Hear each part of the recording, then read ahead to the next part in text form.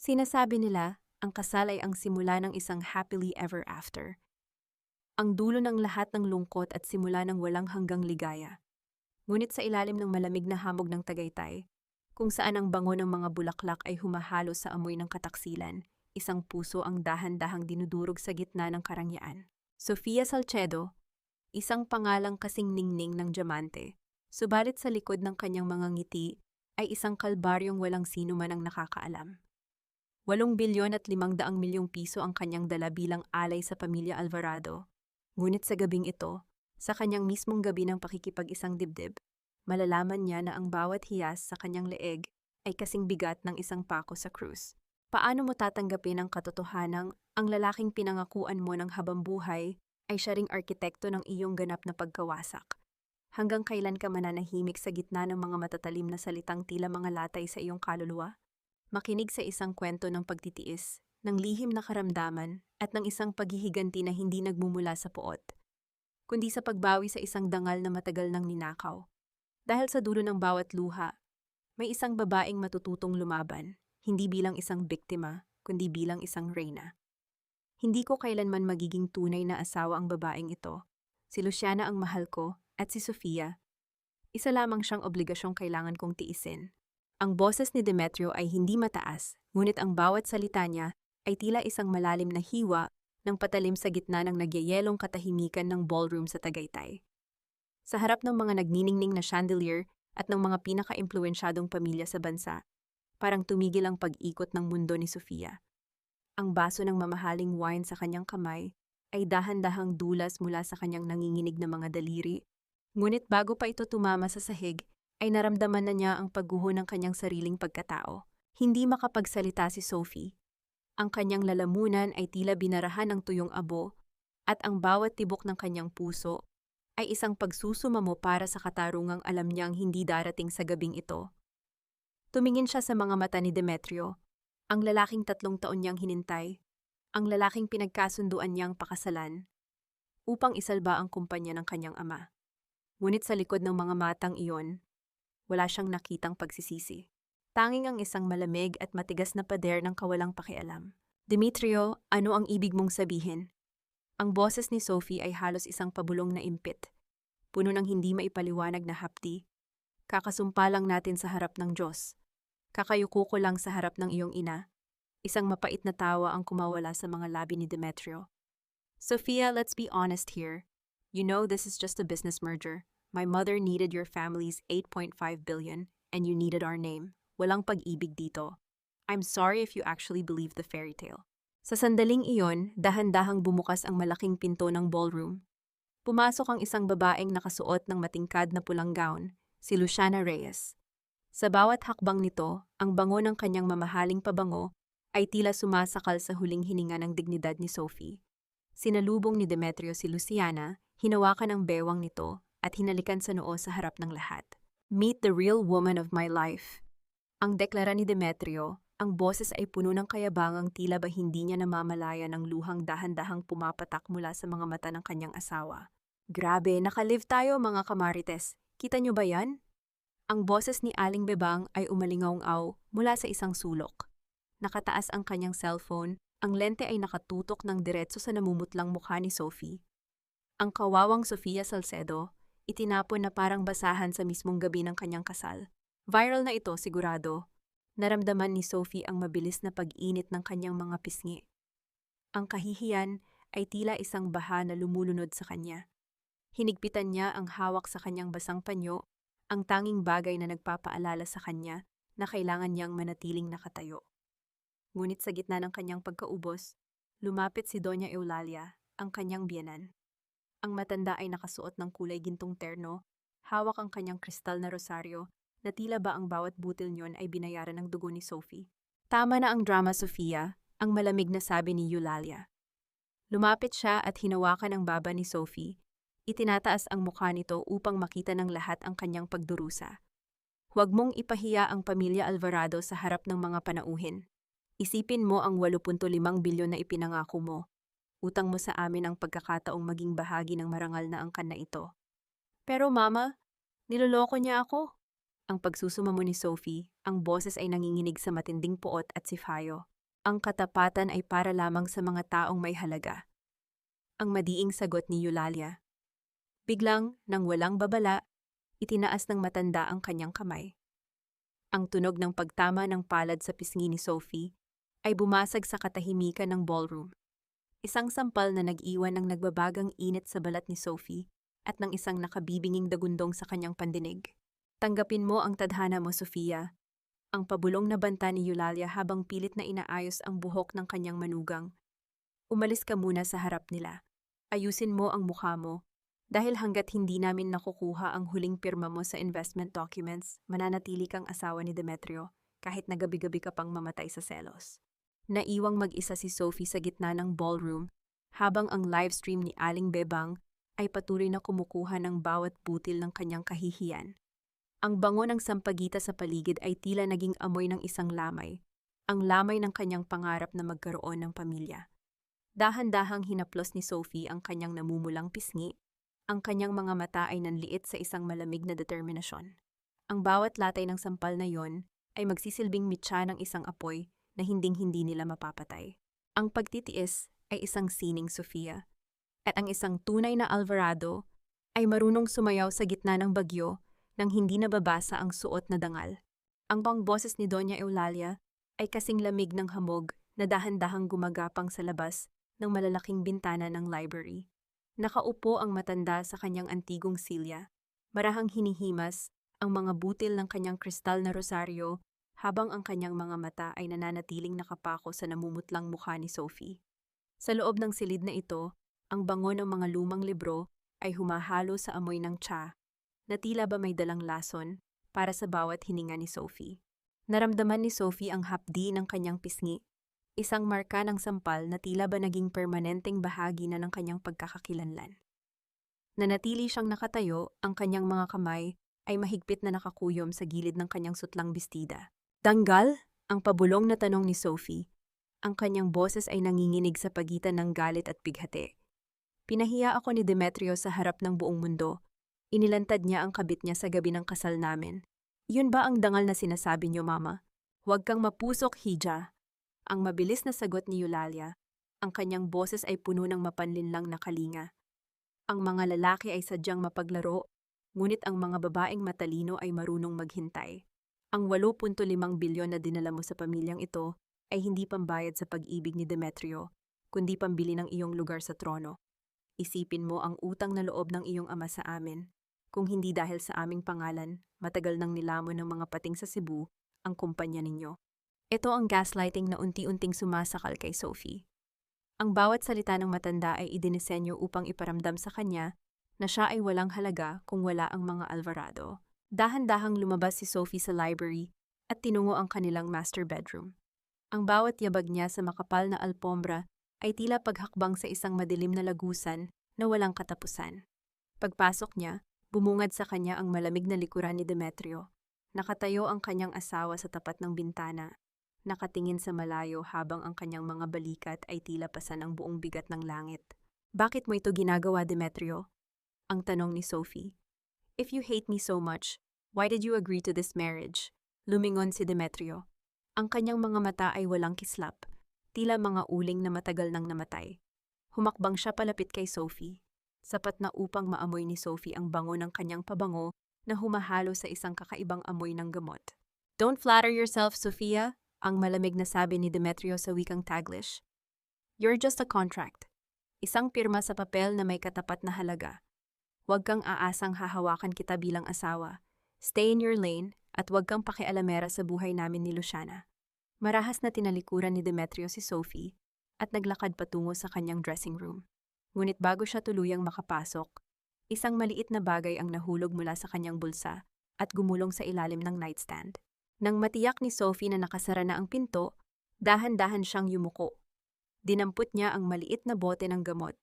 Wala itong label, ngunit ang laman yon ay mga kulay asul na kapsula. Naramdaman ni Sophie ang mabilis na tibok ng kanyang puso.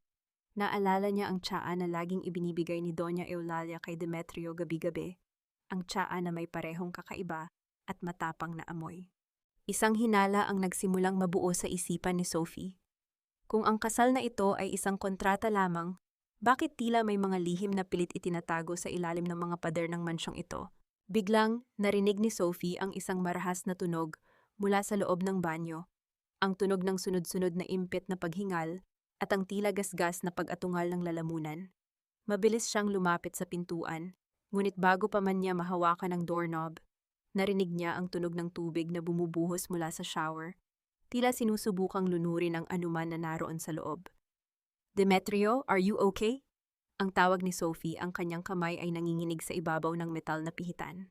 Walang sagot. Ngunit sa ilalim ng pintuan, dahan-dahang umagos ang isang manipis na linya ng likido. Hindi ito malinaw na tubig mula sa shower. Ito ay may matingkad na kulay na pula. Isang kulay na tila nagsusumigaw ng katotohanang pilit na ibinabaon sa hamog ng Tagaytay. Ang bawat patak ng pulang likidong iyon ay tila isang babala na isinisigaw ng katahimikan. Isang lihim na pilit ibinabaon sa ilalim ng mga mamahaling tile ng banyo. Nanatiling nakatitig si Sofia sa manipis na agos ng dugo na dahan-dahang humahalo sa tubig sa ilalim ng pinto. Ang kanyang puso ay tumitibok ng mabilis, tila isang ibon na nagpupumiglas sa loob ng isang maliit na hawla. Nais niyang kumatok muli, nais niyang sumigaw at hilingin kay Demetrio na buksan ang pinto, ngunit ang takot na baka lalo lamang itong lumayo ay pumigil sa kanyang mga kamay. Kinaumagahan, tila walang nangyari sa loob ng mansyon. Ang bango ng bagong luto na almusal at ang amoy ng mamahaling kape ay pumupuno sa silid kainan. Nakaupo si Doña Eulalia sa kabisera. Ang kanyang mukha ay kasing kinis ng porselanang kanyang hinahawakan. Walang bakas ng sampal na ibinigay niya kagabi. Sofia, hija, hindi ka kumakain. Ang malumanay ngunit mapanuring boses ni Eulalia. Kailangan mong maging malakas. Ngayong araw ang formal na paglilipat ng pondo mula sa Salcedo Group patungo sa ating kumpanya. Isang malaking hakbang ito para sa ating dalawang pamilya. Nasaan si Demetrio, Mama? Ang tanong ni Sophie, pilit na pinapakalma ang panginginig ng kanyang boses. Maagang umalis ang asawa mo. Maraming kailangang asikasuhin sa port. Ang sagot ng matanda bago dahan-dahang humigop ng kanyang tsaa. Nang makaalis si Eulalia upang makipagkita sa kanyang mga kaibigan sa charity, mabilis na kumilos si Sophie. Hindi siya isang hamak na tagapagmana lamang. Siya ay isang bihasang auditor na sinanay ng kanyang ama na makita ang mga butas sa bawat numero. Pumasok siya sa library ni Demetrio, ang bawat yabag ng kanyang sapatos. Sa makintab na sahig ay tila tunog ng isang orasan na nagbibilang ng nalalabing sandali ng kanyang pagtitiis. Binuksan niya ang laptop na nakatago sa ilalim ng kanyang mga dokumento. Sa pamamagitan ng kanyang mga lihim na access codes sa Salcedo Group, sinimulan niyang i-trace ang bawat sentimo na papasok sa Alvarado Logistics. Ang kanyang mga mata ay nanliit habang binabasa ang mga digital na ulat. Isang mabilis na pait ang gumapang sa kanyang lalamunan. Ang 8.5 bilyon na ipinangako ng kanyang pamilya ay hindi pala ididiretso sa operasyon ng kumpanya. Sa halip, may mga nakahandang auto-transfer patungo sa isang offshore account sa Switzerland na nakapangalan sa isang EA, Eulalia Alvarado. Ang pera ay gagamitin pambayad sa isang dambuhalang utang na walang kinalaman sa negosyo, kundi sa mga maling desisyon at personal na kasakiman ng kanyang biyenan. Ginigisa niyo kami sa sarili naming mantika, ang pabulong na sabi ni Sophie sa kawalan. Ang bawat numero sa screen ay tila mga latay na muling humahagupit sa kanyang dangal. Habang abala siya sa pagbabasa, naramdaman niya ang isang pamilyar na bango. Ang amoy ng tsaa ni Doña Eulalia, matapang, may halong damo, at may kakaibang asim na tila kumakapit sa mga kurtina ng mansyon. Sa tabi ng laptop, nakita niya ang maliit na bote ng asul na kapsula na nakuha niya kagabi mula sa banyo. Dahan-dahang binuksan ni Sophie ang bote at inamoy ang loob niyon. Ang kanyang buong katawan ay nanigas. Ang amoy ng gamot ni Demetrio at ang amoy ng tsaa na pinapainom ni Eulalia sa sarili nitong anak ay iisa. Hindi ito gamot para sa paggaling. Ito ay ang lason na dahan-dahang pumapatay sa apoy ng buhay ni Demetrio. Narinig ni Sophie ang pagpihit ng doorknob ng library. Mabilis niyang isinara ang laptop at itinago ang bote ng gamot sa loob ng kanyang bulsa. Bumukas ang pinto at iniluwal nito si Demetrio. Mas maputla ito ngayon kaysa kanina, at ang kanyang mga mata ay tila ba malapit nang bumigay sa antok na hindi natural. "What are you doing here, Sofia?" Ang malamig na tanong ni Demetrio. Lumapit siya, ang kanyang bawat hakbang ay mabigat at puno ng paghihirap. Tinitigan siya ni Sophie, hindi nang may takot, kundi nang may matinding awa at umuusbong na galit para sa taong nasa likod ng lahat ng ito. I was just looking for some papers, Demetrio. Are you feeling okay? Tumawa ng mahina si Demetrio, isang tawang walang buhay. I'm fine. Just sign the final investment papers later. Huwag mo nang pahabain ang usapan. Nang lumampas si Demetrio sa kanya, nahawakan ni Sophie ang kanyang braso. Naramdaman niya ang matinding init ng balat nito, tila ba may apoy na tumutupok sa loob ng kanyang asawa. Ngunit bago pa siya makapagsalita, pumasok si Doña Eulalia sa silid, may dalang isang tasa ng mainit na tsaa na naglalabas ng parehong ng susulasok na amoy. Demetrio, anak, uminom ka muna nito. Pamparelax mo bago ang meeting, ang malambing na sabi ni Eulalia. Ngunit ang kanyang mga mata ay nananatiling nakatitig ng matalim kay Sophie. Sa sandaling iyon, isang malaking misteryo ang nabuo sa isipan ni Sophie. Kung alam ni Eulalia na ang tesa ay may halong lason, bakit niya ito ginagawa sa sarili niyang anak? At sino ang susunod na biktima kapag nakuha na nila ang huling sentimo ng mga Salcedo? Hindi lahat ng yumayakap sa iyo ay kakampi, Sofia. Minsan, ang yakap ay para lamang masigurado nilang hindi ka makakatakas sa saksak sa likod. Ang boses ni Belinda ay parang isang malamig na bulong ng ahas habang dahan-dahan siyang humihiwalay sa pagkakayakap kay Sophie. Sa loob ng madilim na pasilyo ng mansyon, kung saan ang tanging liwanag ay nagmumula sa naghihingalong buwan sa labas, naramdaman ni Sophie ang isang kakaibang panginginig. Tumingin siya sa kanyang pinsan, ang kaisa-isang tao mula sa pamilya Salcedo na dinala niya sa Tagaytay dahil sa tiwala. Belinda, anong ibig mong sabihin? Ang tanong ni Sophie, ang kanyang boses ay puno ng kaba. Nakuha mo ba ang digital key? Kailangan na nating i-pull out ang investment bago pa tuluyang manakaw ni Doña Eulalia ang lahat. Isang mapait na ngiti ang sumilay sa mga labi ni Belinda. Itinaas niya ang kanyang kamay, hawak ang maliit na kulay pilak na drive na naglalaman ng lahat ng access codes sa 8.5 bilyon na pondo ng mga Salcedo. I have it, Ate Sophie, but it's not for you. Biglang bumukas ang malalakas na ilaw sa buong pasilyo, dahilan upang mapapikit si Sophie sa sobrang silaw. Nang muli niyang idilat ang kanyang mga mata, bumungad sa kanya si Doña Eulalia at si Demetrio. Ang matanda ay nakatayo ng matuwid, hawak ang kanyang kristal na rosaryo, habang si Demetrio ay nakasandal sa pader. Ang kanyang mukha ay kasing puti ng papel, at ang mga mata ay puno ng pagkabigo. Masyado kang ambisyosa, Sofia, ang malamig na sabi ni Doña Eulalia. Lumapit ang matanda at kinuha ang digital key mula kay Belinda. Inakala mo bang hahayaan kitang sirain ang alyansang Alvarado at Salcedo? Inutusan mo ang pinsan mo na tridorin kami, ngunit nakalimutan mong sa mundong ito, mas matimbang ang interes kaysa sa dugo. Hindi totoo yan. Ang sigaw ni Sophie, humarap siya kay Demetrio nang may desperasyon sa mga mata. Demetrio, makinig ka sa akin. Belinda is lying. I was trying to save you. I discovered that your mother is... Shut up, Sofia! Ang putol ni Demetrio, ang kanyang boses ay basag at puno ng pait. Humakbang siya palapit, bawat yabag niya ay tila pagpako sa puso ni Sophie. I saw the documents. Iniharap sa akin ni Belinda ang mga records. You were trying to transfer the Alvarado shares to your personal account. Gagamitin mo ang investment para makuha ang control sa kumpanya ko habang may sakit ako. You're not a wife, you're a vulture. Naramdaman ni Sophie ang pag-ikot ng paligid. Ang bawat salita ni Demetrio ay parang mga latay na humahagupit sa kanyang pagkatao. Ang bawat gabing ipinagpuyat niya upang alamin ang katotohanan, ang bawat luhang inubos niya sa pag-aalala sa asawa, ay binaliktad laban sa kanya sa loob lamang ng isang saglit. Ate Sophie, bakit mo naman kasi kailangang maging gahaman? Ang panunudyo ni Belinda, ang kanyang boses ay puno ng peking awa. I couldn't let you destroy both our families. I had to tell Doña Eulalia the truth. Dahan-dahang lumapit si Doña Eulalia kay Sophie at hinawakan ang kanyang baba ng may matinding puwersa. Ngayong gabi, Sofia, hindi ka na bahagi ng pamilyang ito. I'll make sure the board knows about your sabotage. You will leave this mansion tonight without a single centavo and with a reputation so destroyed kahit ang mga aso sa Cebu ay hindi ka lilingunin. Demetrio, ang huling pagsusumamo ni Sophie, ang kanyang mga mata ay nagsusumigaw ng katotohanan. Ngunit tinalikuran siya ni Demetrio. Get out, Sofia, bago ko patawagin ang mga pulis. I never want to see your face again. Naiwang nanginginig si Sophie sa gitna ng pasilyo, habang ang tunog ng papalayo nilang mga yabag ay tila mga martilyo na tumatapos sa kanyang huling pag-asa. Ngunit sa gitna ng kanyang pagluhod sa sahig, naramdaman ni Sophie ang isang matigas na bagay sa kanyang bulsa.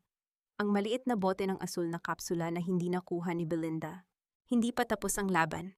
Maaaring nakuha nila ang kanyang pera, ngunit hawak pa rin niya ang huling piraso ng ebidensya na maglalantad sa lason na dumadaloy sa dugong Alvarado. At habang bumubuhos ang malakas na ulan sa labas ng mansyon, alam ni Sophie na ang ulan na ito ang maghuhugas sa kanyang mga luha upang magbigay daan sa isang mas matinding bagyo. Huwag mo nang dumiin ang sahig ng mansyong ito, Sofia. Bagay ka sa labas, kasama ng mga basurang inanod ng baha. Ang boses ni Doña Eulalia ay narinig ni Sophie mula sa intercom bago tuluyang sumara ang dambuhalang gate ng mansyon. Kasunod nito ang tunog ng pagpako ng kandado na tila ba isang pinal na hatol sa kanyang pagkatao. Nakatayo si Sophie sa gitna ng madilim na kalsada ng Tagaytay, habang ang malakas na buhos ng ulan ay tila nakikipagkumpetensya sa tindi ng kanyang paghikbi. Naramdaman ni Sophie ang marahas na panginginig ng kanyang mga balikat. Ang kanyang suot na mamahaling wedding gown, ang telang dapat sana ay simbolo ng kanyang ligaya, ay ngayon ay basang-basa, mabigat, at puno ng putik mula sa kalsada. Nanigas ang kanyang mga daliri sa lamig, ngunit mas matindi ang hapdi sa kanyang dibdib. Bakit, Demetrio? Bakit mo hinayaang itapon ako ng ganito? Saan napunta ang lahat ng mga pangako mo sa harap ng altar? Ang bawat patak ng ulan na tumatama sa kanyang mukha ay tila mga sampal na nagpapaalala sa kanyang kamangmangan. Inisip niya ang kanyang ama sa Cebu, ang karangyaan ng pamilya Salcedo, na kanyang tinalikuran para lamang sa isang lalaking ang tanging isinukli sa kanya ay kataksilan. Ganito na lang ba ang halaga ko? Isang pirasong basura na matapos pakinabangan ay itatapon sa gilid ng daan? Habang naglalakad si Sophie nang walang direksyon sa gitna ng unos, isang pares ng naglalakihang ilaw mula sa isang sasakyan ang dahan-dahang lumapit sa kanya. Huminto ang sasakyan sa kanyang tabi at ang tunog ng pagbukas ng pinto ay bahagyang nilunod ng ingay ng kulog. Isang babaeng nakasuot ng puting laboratory gown, ngunit balot ng makapal na jacket ang lumabas at mabilis na lumapit sa kanya. May hawak na malaking payong. Hiha, Diyos ko, anong ginagawa mo rito sa gitna ng bagyo? Ang pag-aalalang tanong ng babae. Tumingala si Sophie at nakita ang mukha ni Doktora Severina Fajardo. Ang mga mata ng doktora ay puno ng isang uri ng pagkakilala na tila ba matagal na niyang inaasahan ang tagpong ito. Hindi na nakasagot si Sophie. Ang kanyang mga tuhod ay tuluyan ng bumigay at dahan-dahan siyang napasalampak sa basang semento. Inalalayan siya ni Severina patungo sa loob ng sasakyan. Dinala siya ng doktora sa isang maliit, ngunit malinis na klinika sa dulo ng bayan. Doon, sa gitna ng amoy ng antiseptic at katahimikan, naramdaman ni Sophie ang unang dampi ng tunay na kalinga. Dahan-dahang inabutan ni Severina si Sophie ng isang tasa ng mainit na kape. Napansin ni Sophie ang mga kamay ng doktora, puno ng kulubot, pagod, ngunit ang bawat galaw ay puno ng pag-iingat. Malayo sa mararahas na kamay ni Doña Eulalia. Uminom ka muna, Sofia. Ang malumanay na sabi ni Severina. Alam ko kung sino ka at alam ko kung anong ginawa ng mga Alvarado sa iyo. Huwag kang matakot dahil sa klinikang ito, hindi ka na biktima. Huminga ng malalim si Sophie, ang init ng kape ay dahan-dahang gumagapang sa kanyang lalamunan. Bakit niyo po ako tinutulungan, doktora? Wala na akong kahit na ano. Kinuha na nila ang lahat sa akin. Isang mapait na ngiti ang sumilay sa mga labi ni Severina. Tumingin siya sa malayo, tila binabalikan ang isang nakaraang matagal na niyang ibinaon. Tinutulungan kita dahil bago pa naging Doña Eulalia ang biyanan mo, ako muna ang nakatikim ng kanyang kalupitan. Ako ang kapatid na pilit niyang binura sa kasaysayan ng pamilya dahil hindi ako sumang-ayon sa kanyang mga kasamaan. Nanlaki ang mga mata ni Sophie. Ang katahimikan sa loob ng klinika ay biglang napuno ng tensyon. Narito ako, Sofia, dahil hawak ko ang katotohanang matagal nang ipinagdarasal ni Demetrio na mahanap mo. Ang patuloy ni Severina habang may kinukuha sa ilalim ng kanyang mesa. Isang lumang medical file na may tatak ng pamilya Alvarado. Ang asawa mo, hindi siya ang kaaway mo rito. Siya ang pinakamalaking biktima ng sarili niyang ina. Dahan-dahang binuklat ni Severina ang folder, at sa bawat pahinang nakikita ni Sophie, Nararamdaman niya ang mabilis na pagtibok ng kanyang puso. Isang malaking lihim tungkol sa dugo ni Demetrio at sa pagkamatay ng kanyang ama ang bumungad sa kanya. Isang katotohanang tila ba isang lason na dahan-dahang kumakalat sa kanyang isipan. Hindi leukemia ang pumapatay sa asawa mo, Sofia. Ang sarili niyang ina ang dahan-dahang kumikitil sa kanyang hininga sa loob ng maraming taon. Ang bawat salitang binitawan ni Doktora Severina ay tila isang dambuhalang tipak ng yelo na bumagsak sa dibdib ni Sophie. Sa loob ng maliit at tahimik na opisina ng klinika, ang tanging maririnig ay ang mahinang ugong ng aircon at ang mabilis na paghinga ni Sophie. Nakatitig siya sa mga laboratory results na nakalatag sa mesa, mga hanay ng numero at mga terminong medical na hindi niya lubos na maunawaan. Ngunit ang pulang marka sa ilalim ng salitang thallium ay sapat na upang magpalamig sa kanyang dugo. Thallium? Ang pabulong na tanong ni Sophie. Ang kanyang boses ay nanginginig sa pagitan ng takot at hindi pananampalataya. Isn't that isang uri ng lason? Tumango si Severina, ang kanyang mukha ay seryoso at puno ng pait. Isang mabagal at tuso na lason, Sofia. It mimics the symptoms of blood cancer. Ang pagkalagas ng buhok, ang matinding panghihina, ang pag-ubo ng dugo, at ang unti-unting pagkasira ng mga internal organs. Yan din ang ikinamatay ng tatay ni Demetrio 10 taon na ang nakalilipas. Noong panahong iyon, sinubukan kong magsalita, ngunit ginamit ni Eulalia ang kanyang kapangyarihan upang bawiin ang aking lisensya at palayasin ako sa pamilya. Naramdaman ni Sophie ang isang matinding pag-ikot ng kanyang paligid. Ang imahe ni Demetrio sa gabi ng kanilang kasal, ang kanyang malamig na pakikitungo, ang pagyakap niya kay Luciana, at ang malupit na pagtataboy sa kanya, ay dahan-dahang nagkaroon ng ibang kulay sa kanyang isipan. Kaya ba? Kaya ba pilit niya akong itinutulak palayo? Ang tanong ni Sophie sa sarili, habang ang mga luha na kanina ay para sa kanyang sariling kahihiyan, ay naging luha ng matinding pagsisisi. He wasn't trying to hurt me because he hated me. He was trying to save me from his mother. Exactly, ang mading sabi ni Severina. Demetrio knows, alam niyang mamatay na siya at alam niyang si Eulalia ang may gawa nito. But he is trapped, Sofia. Ginigamit ni Eulalia ang kumpanya ninyo, ang alyansang Alvarado at Salcedo, bilang hostage. Kung hindi susunod si Demetrio sa lahat ng gusto ng kanyang ina, sisiguraduhin ni Eulalia na babagsak ang kumpanya ng tatay mo at mawawalan kayo ng lahat. Napahawak si Sophie sa kanyang ulo. Ang kanyang isipan ay tila isang bagyong puno ng mga nag-uumpugang katotohanan. And Luciana, anong papel niya rito? Luciana is a shield, ang paliwanag ng doktora. Demetrio hired her to act as his mistress para magalit ka sa kanya. Para kapag dumating ang araw na tuluyan na siyang bumigay, hindi ka iiyak sa kanyang libingan. Gusto niyang hilingin mo ang annulment at bumalik sa Cebu nang may dalang galit dahil ang galit ay mas madaling dalhin kaysa sa pangungulila. Isang mapait na tawa ang kumawala sa mga labi ni Sophie. Isang tawang humalo sa katahimikan ng klinika. Napakagaling mong magsakripisyo, Demetrio. Akala mo ba ay bayani ka? Akala mo ba ay mas mapoprotektahan mo ako kung hahayaan mo akong magmukhang tanga sa harap ng buong mundo? Tumayo si Sophie, ang kanyang nanginginig na mga binti, ay dahan-dahang nagkaroon ng bagong lakas. Ang lamig ng kanyang basang gown ay hindi na niya nararamdaman.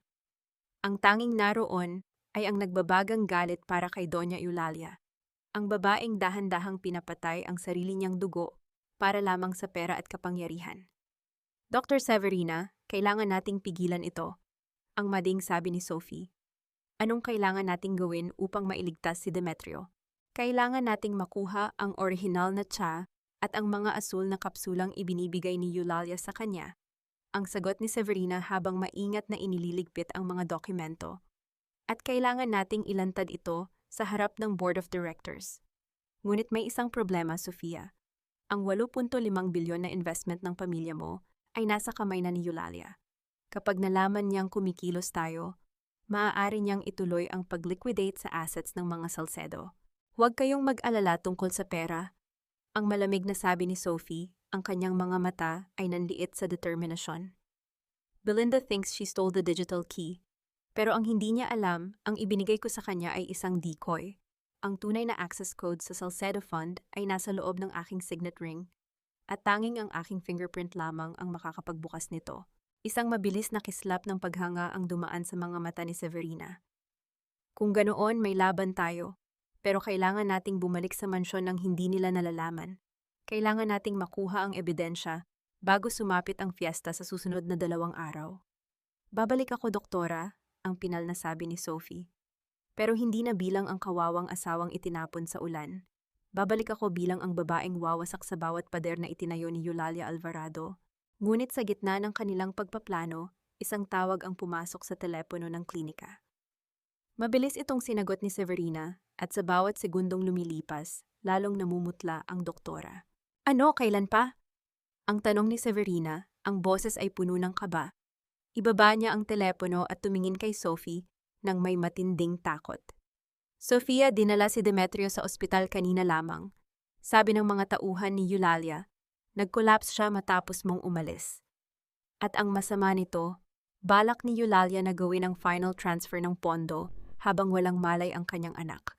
Naramdaman ni Sophie ang mabilis na pagtibok ng kanyang puso. Ang oras ay hindi na nila kakampi. Habang ang bawat segundo ay lumilipas, ang lason ay patuloy na kumakalat sa ugat ni Demetrio at ang kasakiman ni Eulalia ay handa nang lumamon sa huling pag-asa ng kanilang pamilya. Isang hakbang na lang, Luciana, at sisiguraduhin kung wala ka nang babalik ang pangalan sa industriyang ito. Ang boses ni Sofia ay tila isang malamig na bulong mula sa madilim na pasilyo ng ospital. Napatigil si Luciana sa tapat ng pintuan ng intensive care unit, ang kanyang kamay ay nanginginig sa hawakan ng pinto. Dahan-dahang lumingon ang babaeng akala ng lahat ay siyang sumira sa pagsasama ng mga Alvarado. Ang kanyang pulang bestida ay tila isang sugat sa gitna ng maputing kapaligiran ng ospital. Ngunit ang kanyang mga mata ay hindi puno ng tagumpay, kundi ng matinding pagod at takot. Nanatiling nakatayo si Sophie sa anino, suot ang isang simpleng itim na coat na ipinahiram ni Doktora Severina upang itago ang kanyang nadungisang wedding gown.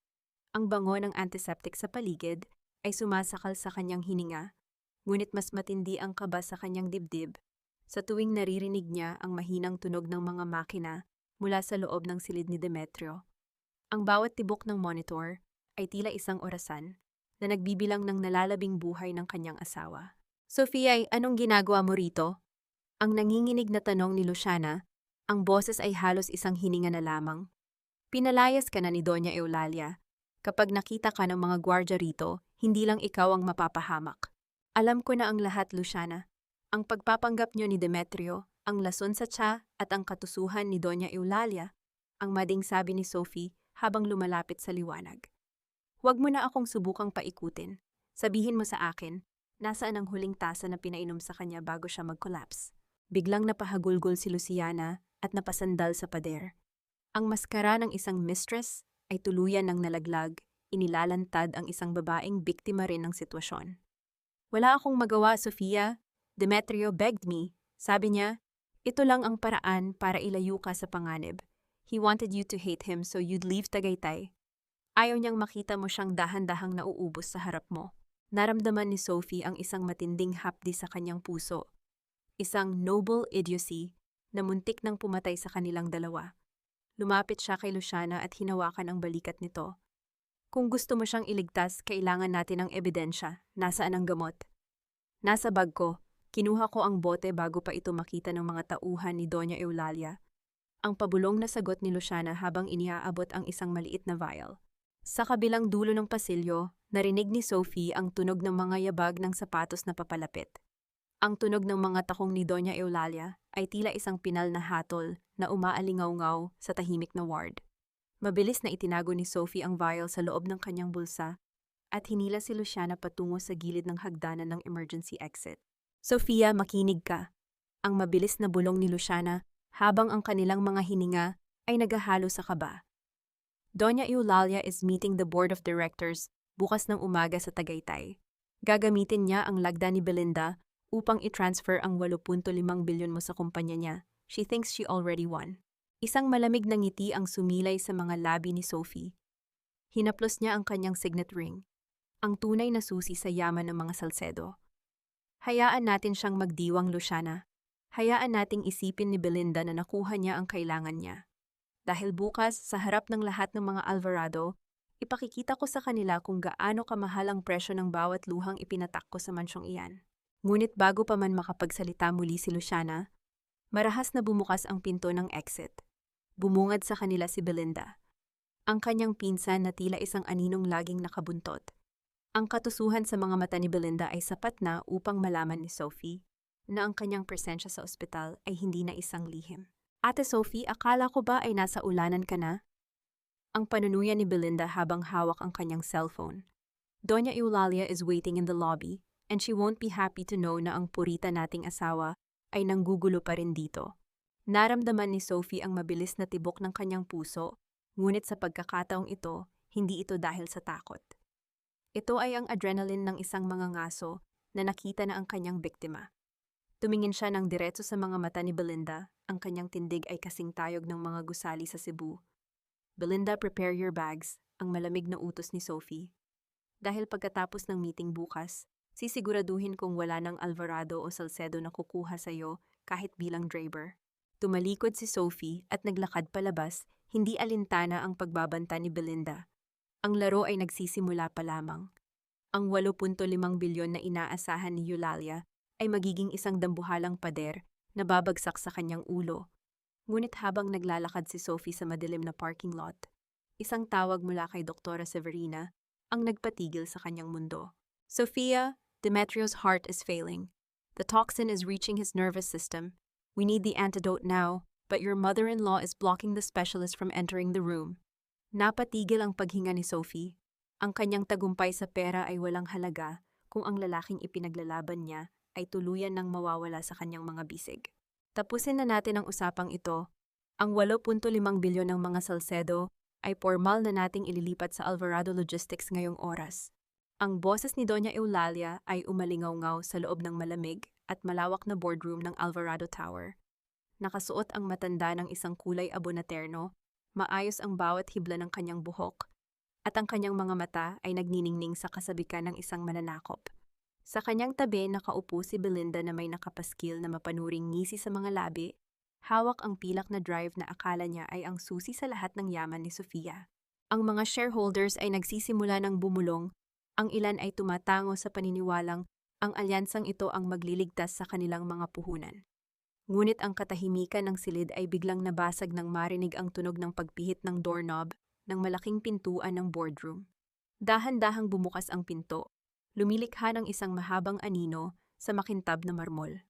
Nang tumapak ang isang sapatos na may mataas na takong sa gitna ng silid, tila tumigil ang paghinga ng lahat. Nakatayo roon si Sofia Salcedo. Hindi siya ang babaeng basang-basa ng ulan at nakaluhod sa putikan. Nakasuot siya ng isang pasadyang itim na terno na nagpapakita ng kanyang bawat kurba ng awtoridad. Ang kanyang mukha ay walang bakas ng luha, tanging ang isang malamig at matalim na paninindigan na tila ba galing sa kailaliman ng isang nagbabagang uling. Masyado yata kayong nagmamadali, Doña Eulalia. Hindi ba ninyo hihintayin ang tunay na may-ari ng perang balak ninyong nakawin? Ang boses ni Sophie ay malinaw at matatag. Walang kahit anong panginginig. Isang nakakabinging katahimikan ang bumalot sa boardroom. Napaatras si Eulalia sa kanyang upuan. Ang kanyang mukha ay nawalan ng kulay na tila ba nakakita ng isang multo mula sa nakaraan. Sophia, paanong? Guards! Paalisin ang babaeng ito. She is no longer part of this company. Ang sigaw ni Eulalia, ang kanyang boses ay puno ng desperasyon na pilit itinatago sa likod ng galit. Huwag mong pagurin ang mga gwardya mo, Mama, ang malamig na sagot ni Sophie habang naglalakad patungo sa kabisera ng mesa. Ang bawat tauhan sa gusaling ito ay nasa ilalim na ng utos ng Salcedo Group simula kaninang madaling araw. At si Belinda? Lumingon si Sophie sa kanyang pinsan na ngayon ay nanginginig na ang mga kamay. I-plug mo ang drive na yan, Belinda. Pakita mo sa kanila ang yaman na ninakaw mo sa akin. Dahil sa takot, mabilis na isinaksak ni Belinda ang USB drive sa computer. Ngunit sa halip ng mga bank accounts at access codes, ang lumabas sa dambuhalang screen ay isang live video feed mula sa silid ni Demetrio sa ospital. Kasunod nito ay ang mga hanay ng financial statements na naglalantad sa bilyon-bilyong pisong utang ni Eulalia sa mga illegal na financiers. Ang 8.5 bilyon ko ay frozen na, Eulalia. At ang drive na hawak mo, isang decoy lamang iyon na naglalaman ng tracker upang malaman ko kung sino-sino ang mga kasabwat mo, ang paliwanag ni Sophie. Biglang bumukas muli ang pinto at pumasok si Doktora Severina Fajardo. Dala ang isang makapal na medical folder. Ang presensya ng doktora ay tila isang pinal na hatol para sa matanda. Para sa kaalaman ng board, ang boses ni Severina ay umalingaw-ngaw sa silid. Hawak ko ang ebidensya na si Demetrio Alvarado ay dahan-dahang nilalason ng sarili niyang ina. Ang thallium na nakuha namin sa dugo niya ay galing sa tsaa na personal na inihahanda ni Doña Eulalia gabi-gabi. Ganon din ang nangyari sa kanyang asawa 10 taon na ang nakalilipas. Isang malakas na pagsinghap ang nagmula sa mga shareholders. Ang kagalang-galang na maskara ni Eulalia ay tuluyan ng nagkadurog-durog. Tumayo ang matanda, itinulak ang kanyang silya at sinubukang dambahin ang mga dokumento ni Severina. Sinungaling ka? Inggit ka lang dahil ako ang naging reyna ng pamilyang ito? Ang hiyaw ni Eulalia, ang kanyang anyo, ay isa na lamang anino ng isang nasirang reyna. Ngunit sa gitna ng kaguluhan, isang mahinang tunog ng pagbukas ng pinto sa likuran ang narinig. Pumasok ang isang wheelchair na itinutulak ni Luciana. Nakaupo roon si Demetrio. Mas maputla siya ngayon, may mga benda sa braso, ngunit ang kanyang mga mata ay gising na gising at nakatitig ng diretso sa kanyang ina. Mama, tama na! Ang paos na boses ni Demetrio ay sapat na upang mapatigil ang lahat. Alam ko na ang lahat. Akala ko mapoprotektahan ko si Sofia kung magpapakahalimaw ako sa harap niya. Pero ang tunay na halimaw ay ang babaeng nagbigay sa akin ng buhay. Naramdaman ni Sophie ang matinding hapdi sa kanyang puso nang makita ang asawa. Ang lahat ng galit niya ay naglaho, pinalitan ng isang uri ng lungkot na tanging ang mga biktima ng kataksilan ang makakaunawa. Dahan-dahang lumapit si Sophie kay Demetrio at hinawakan ang malamig nitong kamay. Hindi ka na mag-iisa, Demetrio, ang bulong ni Sophie. Biglang, bumagsak si Demetrio mula sa kanyang wheelchair. Ang monitor na nakakabit sa kanyang dibdib ay nagsimulang maglabas ng isang mabilis at nakakatakot na tunog ng babala. Ang katahimikan ng boardroom ay napalitan ng sigawan at takbo ng mga tao. Demetrio, ang huling hiyaw ni Sophie bago siya tuluyang lamunin ng dilim ng takot. Hindi sapat ang luha upang hugasan ang mantsa ng iyong mga kasalanan, Belinda. At ikaw, Doña Eulalia, ang korona mo ay wala ng kislap kundi ang kalawang ng iyong sariling kasakiman. Ang boses ni Sofia ay hindi sumisigaw, ngunit ang bawat pantig ay parang isang malamig na hanging umiihip sa loob ng boardroom na puno ng kaguluhan. Sa gitna ng silid, pinalilibutan ng mga doktor at ni Doktora Severina ang walang malay na si Demetrio. Ang mabilis na tunog ng pagtakbo ng mga mediko at ang pag-asikaso sa stretcher ay tila naging background music lamang sa mas matinding paghuhukom na nagaganap sa pagitan ng mga babaeng Alvarado at Salcedo. Dahan-dahang lumapit si Sophie kay Belinda. Ang kanyang pinsan ay nanginginig na nakasandal sa pader. Ang kanyang mukha ay basang-basa ng luha at ang pilak na drive na kanina ay ipinagmamalaki niya ay ngayon ay nakahandusay sa sahig na tila isang walang kwentang basura. Ate Sophie, please patawarin mo ako. Pinilit lang ako ni Doña Eulalia, binantaan niya ang shares ni Papa sa Cebu. Ang pagsusumamo ni Belinda habang sinusubukang hawakan ang kamay ni Sophie. Hindi kumurap si Sophie. Sa isang mabilis ngunit mahinahong pagkilos, iniwas niya ang kanyang kamay at sinalubong ang mga mata ni Belinda. Walang galit sa mga mata ni Sophie. Tanging ang isang malalim at nakatutunaw na pandidiri. Isang malakas na sampal ang dumapo sa pisngi ni Belinda. Hindi ito sampal ng isang taong nagngangalit. Ito ay sampal ng isang reynang nagpaparusa sa isang taksel. Ang tunog niyon ay umalingaw-ngaw sa bawat sulok ng silid, sapat na upang mapatahimik ang lahat. Huwag mong gamitin ang pangalan ng tatay ko para sa iyong katusuhan, ang malamig na sabi ni Sophie. Pinagtaksilan mo ang dugong na nanalaytay sa iyong mga ugat para lamang sa isang pwestong hinding-hindi mo naman maaabot. Mula sa araw na ito, Belinda, ikaw ay burado na sa pamilya Salcedo. Harapin mo ang mga pulis sa labas. Samantala, si Doña Eulalia ay pilit na itinatayo ng mga opisyal mula sa National Bureau of Investigation. Ang matanda ay nagpupumiglas. Ang kanyang mga mamahaling alahas ay nagkakabit-kabit sa kanyang terno at ang kanyang kagalang-galang na anyo ay tuluyan ng naglaho. Bitawan niyo ako. Hindi niyo ba alam kung sino ako? Ako ang reyna ng mga Alvarado. Ang kumpanyang ito ay akin. Ang hiyaw ni Eulalia, ang kanyang boses ay tila isang basag na plakang paulit-ulit na naghahatid ng ingay. Ang Reyna Milagros ay may bayan na pinaglilingkuran. Ang madiing sagot ni Sophie habang humaharap sa kanyang biyenan.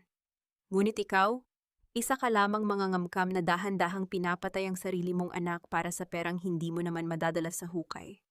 Ipinapakita ng mga dokumentong ito na 3 dekada mo nang niloloko ang board.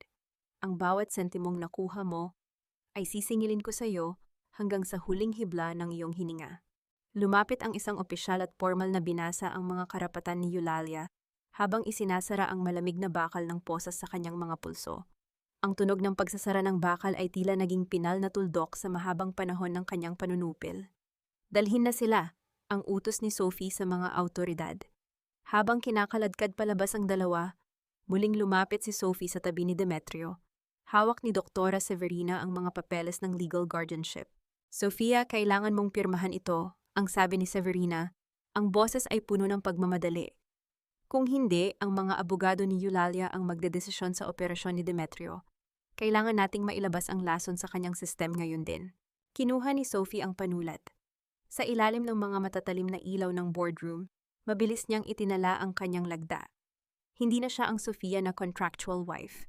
Simula sa sandaling ito, siya na ang tumatayong tagapangalaga ng lalaking binuwis ang sariling dangal para protektahan siya. Nang ilabas si Demetrio ng silid, dahan-dahang sumunod si Sophie.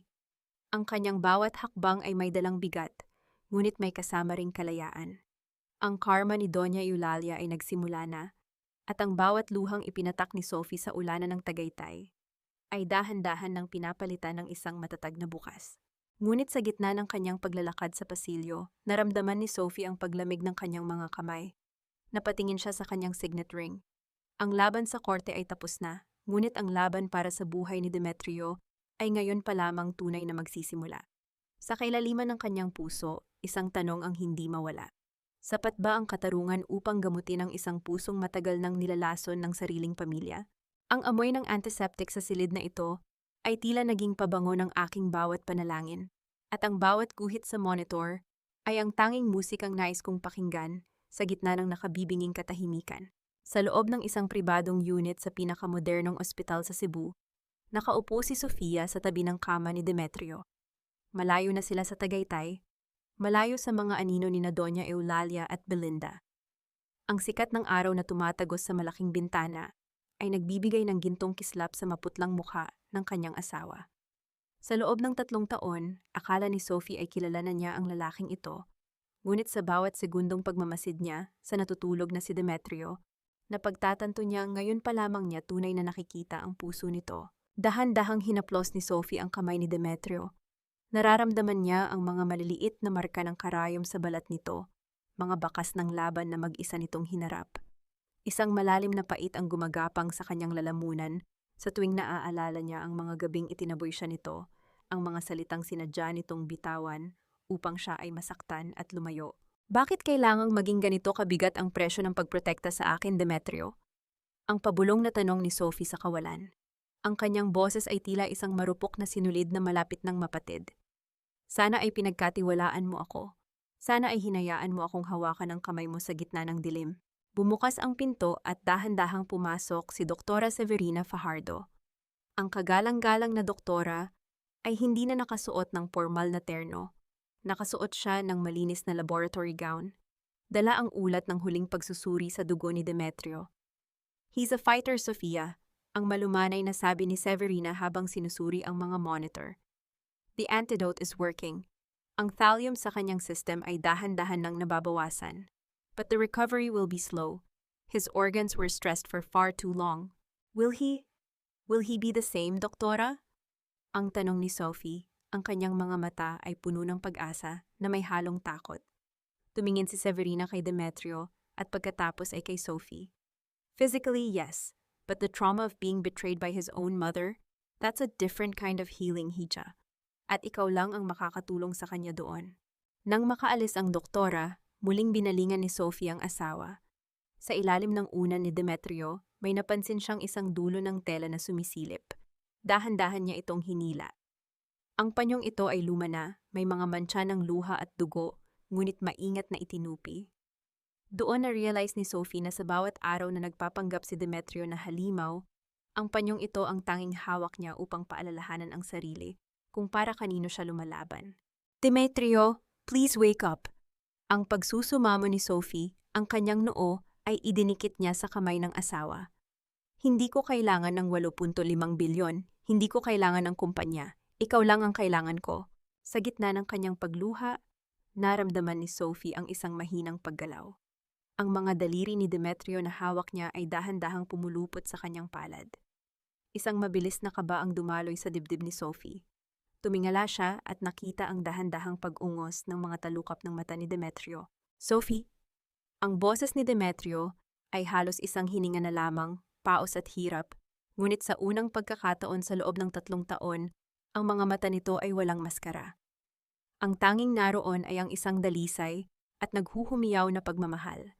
Ngunit bago pa man makapagsalita muli ang lalaki, ang monitor sa gilid ay biglang naglabas ng isang mabilis at nakakarindong tunog. Ang mga nurse ay muling nagtakbuhan papasok sa silid. Ang muling pagbabalik ng ulirat ni Demetrio ay tila may kasamang panibagong krisis na hindi nila inaasahan. Hindi sapat ang salitang patawad para punan ng 3 taon na ginawa mong disyerto ang ating pagsasama, Demetrio. Ang boses ni Sofia ay mahinahon, tila ba ang banayad na alon sa dalampasigan ng Cebu na humahalik sa buhangin, ngunit bawat salita niya ay may bigat ng isang pinal na hatol. Nakatayo siya sa tabi ng bintana ng silid ni Demetrio, pinagmamasdan ng unti-unting pagpula ng kalangitan habang lumulubog ang araw. Ang bango ng alat ng dagat ay pumapasok sa silid, malayo sa nang susulasok na amoy ng lason at kasinungalingan sa Tagaytay. Sa likuran niya, dahan-dahang bumangon si Demetrio sa kanyang pagkakahiga. Mas may kulay na ang kanyang mukha ngayon, bagamat bakas pa rin ang matinding panghihina sa bawat galaw ng kanyang mga balikat. Tumingin siya sa likuran ng kanyang asawa. Ang babaeng akala niya ay tuluyan na niyang naitaboy sa dilim. I know, Sophie, alam ko. Ang paos na boses ni Demetrio ay bumasag sa katahimikan ng silid. Akala ko noon mas madali kung ituturing mo akong halimaw. I thought it was the kindest thing I could do. To make you hate me so that my death wouldn't break you. Pero nagkamali ako. I was so busy playing hero na hindi ko naisip na mas lalo lang kitang pinatay habang buhay pa ako. Humarap si Sophie sa kanya. Ang kanyang mga mata ay nagniningning sa ilalim ng ilaw, hindi dahil sa luha ng kahinaan, kundi dahil sa matinding determinasyon. Hero? You were not a hero, Demetrio. You were a coward. Pinili mong magsinungaling kaysa Pagtiwala sa akin. Pinili mong itapon ako sa ulan kaysa hayaan akong magpayang sa iyo. Ang 85 bilyon na investment ko. Maliit na bagay yun kumpara sa bilyon-bilyong piraso ng tiwala na winasak mo sa gabi ng ating kasal. Yumuko si Demetrio, ang kanyang mga kamay ay mahigpit na nakakapit sa puting kumot ng ospital. Sophie, give me a chance to make it right. Kahit gaano katagal, I'll spend the rest of my life making up for every tear you shed. Dahan-dahang lumapit si Sophie at naupo sa silya sa tabi ng kama. Hindi niya hinawakan ang kamay ni Demetrio. Ito ang kanyang hangganan, ang run joy na kailangan niyang itayo para sa sarili niyang paghilom. Hindi ko alam kung kailan o paano kita mapapatawad ng buo, ang tapat na sabi ni Sophie. But for now, mag-focus tayo sa katotohanan. Ang Alvarado-Salcedo merger ay maayos na. Ako na ang namamahala sa operation support habang nagpapagaling ka. Hindi na kailangan ng mga contract. Hindi na kailangan ng mga acting ni Luciana. Kung gusto mong manatili sa tabi ko, kailangang maging tapat ka, hindi lang sa akin, kundi sa sarili mo.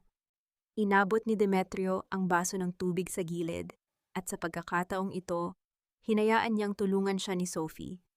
Ang pagdampi ng mga daliri ni Sophie sa kanyang kamay, habang inaalalayan siyang uminom, ay tila isang munting kislap ng kuryente na matagal nang nawala. Salamat, Sophie, for staying, for not being like them. Ang pabulong na pasasalamat ni Demetrio matapos uminom. Lumipas ang mga linggo. Ang ingay ng mga balita tungkol sa pagkakakulong ni Doña Eulalia ay dahan-dahan nang humuhupa. Sa Cebu, nagsimula ang isang bagong kabanata. Si Sophie ay hindi na ang contractual wife na laging nasa anino. Siya na ang nagpapatakbo ng dambuhalang kumpanya ng may galing at puso.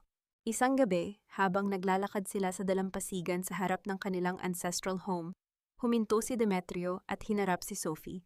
Wala nang suot na benda, wala nang amoy ng gamot. Ang tanging naroon ay ang bango ng sampagita sa paligid. Sophie, look at the stars. ang sabi ni Demetrio, habang nakatingala sa malawak na langit. Sabi ni Doktora Severina, himala raw na nabuhay pa ako. Pero alam ko ang totoo, hindi gamot ang nagligtas sa akin.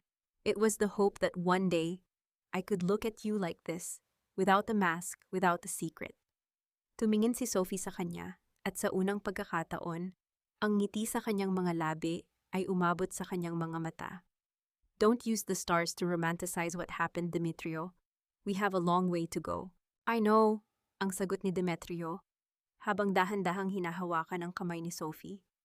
Sa pagkakataong ito, hindi bumitaw si Sophie. But I'm willing to walk every step of that way, as long as it's beside you.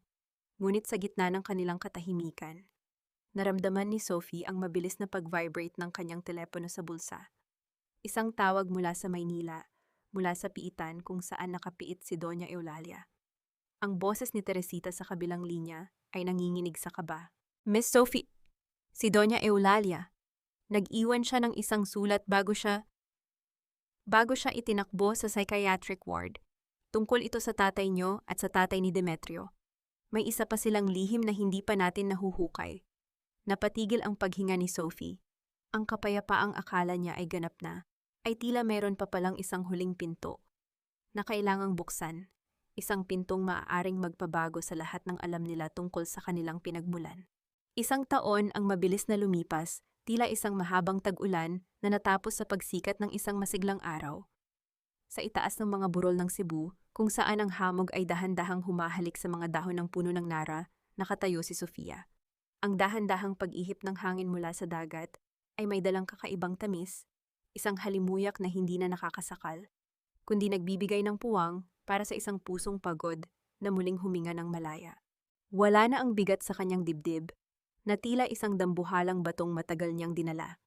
Ang misteryong iniwan ni Doña Eulalia sa kanyang sulat ay hindi naging lason, kundi naging gamot.